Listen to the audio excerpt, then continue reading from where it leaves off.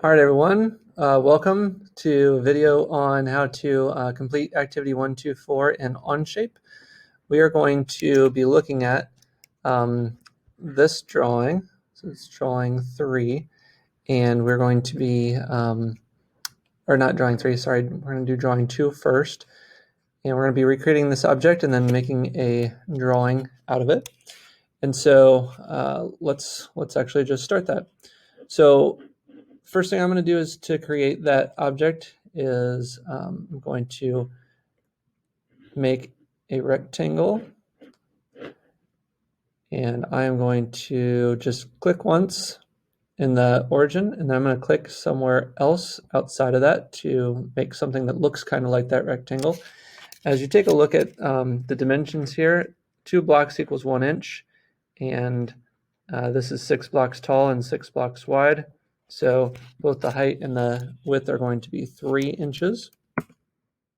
All I have to do is type the number 3 and hit enter, and that will make the dimension happen. I don't have to redimension it or get a dimension tool in order to do that.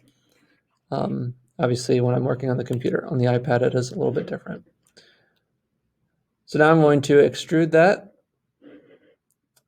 And when I extrude this, it should be 1.5 inches in depth. If I look at my figure here, you can see this is 3 blocks wide. So that gives me 1.5 inch depth. So I'm going to extrude that surface. And it's going to be, oh, we want to leave that blind, 1.5 inches. That's 11.5. 1.5 inches. And we have our block of material to start with. So now there are 2 indents that are cut into that. So we're going to do each of those separately. I'm going to start a new sketch on that surface. I'm right-clicking so I can view normal to sketch plane. Then I'm going to make a rectangle, starting at that top edge and going down here. This one should be 2 by 2. So now I'm going to do an extrude on that. And I want to do remove this time. And that's exactly half of the depth, which should be 0.75 inches.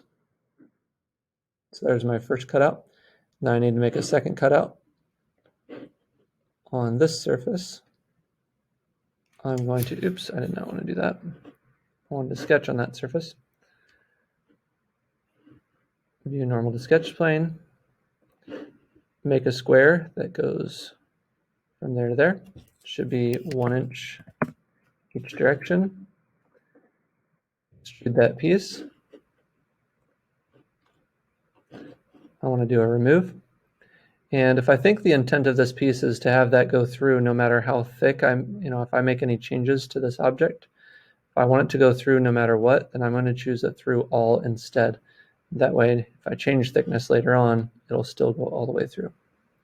All right, so my object is now created, and I am ready to make a new drawing. So now I'm going to go to the plus at the bottom left to make a drawing. And you'll see right here, let's create a new drawing. I'm going to choose ANSI a inch drawing, hit OK, and then a drawing file will come up. Now, the great thing about these drawing sheets is that I actually can just place objects right on them, and the computer knows what to do. I will have had to create this well so that the front face is truly along the front plane that they give me. But since I did make sure to do that, it's going to show up really nice for me. So I'm going to move my mouse out. I'm going to click, left click, and place my front view. And then if I drag this to the right, it's going to place my right side view. If I were to have dragged that above, it would have placed my top view. Now, right now, I still have my projection tool turned on, which means if I go back to my base view, in this case, it'd be my front view, I can project other images. So I can project the top view. I could project the left view if I wanted to.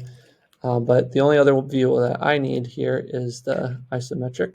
So I'm going to click on that. And now that is placed. So I just had to click on the front and then click out here once I drag that out. Okay, so I'm going to hit escape now that that's done and get out of that tool. I'm going to zoom in and I need to dimension this. I'm going to do some baseline dimensioning here.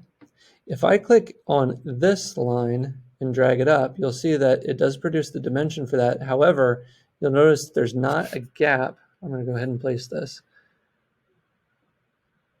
You'll notice there's not a gap here like there's supposed to be, and that's because basically that extension line is all the way down to here.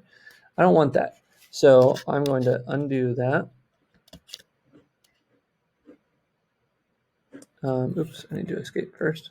Undo that. And let's try that again. So I'm going to go to the dimension tool, and I'm actually going to now click here and here. That will allow me to create my dimension the way I want it to with the gaps showing.